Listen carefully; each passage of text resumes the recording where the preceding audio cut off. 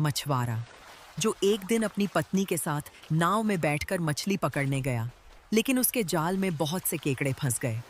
उसने उसे निकाल लिया, फिर उसे अपनी पत्नी के साथ मिल के केकड़े को अच्छे से बनाया और उसे एक बर्तन में रख लिया।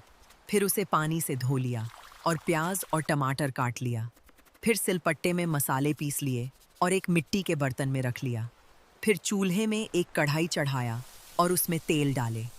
फिर उसमें गर्म मसाले डाले और साथ में काटे हुए प्याज और टमाटर डाले और फिर उसमें केकड़े को भी डाल लिया। उसके बाद पीसे हुए मसाले डाले और ऊपर से हल्दी डाल दिया। फिर कुछ देर उसे ढक के पकने के लिए छोड़ दिया। फिर पकने के बाद उसमें धनिया डाल दिया और उसे चूल्हे से उतार दिया। फिर चावल डाल के पका लिया। फिर चावल जब पक गए तब उसे छान लिया। उसके बाद एक थाल में निकाल लिया और साथ में बैठ के खाने लगे। मछुआरा जो एक दिन अपनी पत्नी के साथ नाव में बैठकर मछली पकड़ने गया, लेकिन उसके जाल में बहुत से केकड़े फंस गए। उसने उसे निकाल लिया, फिर उसे अपनी पत्नी के साथ मिल के केकड़े को अच्छे से बनाया और उसे एक बर्तन में रख लिया।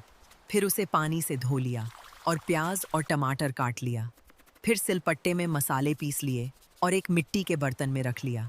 फिर चूल्हे में एक कढ़ाई चढ़ाया और उसमें तेल डाले।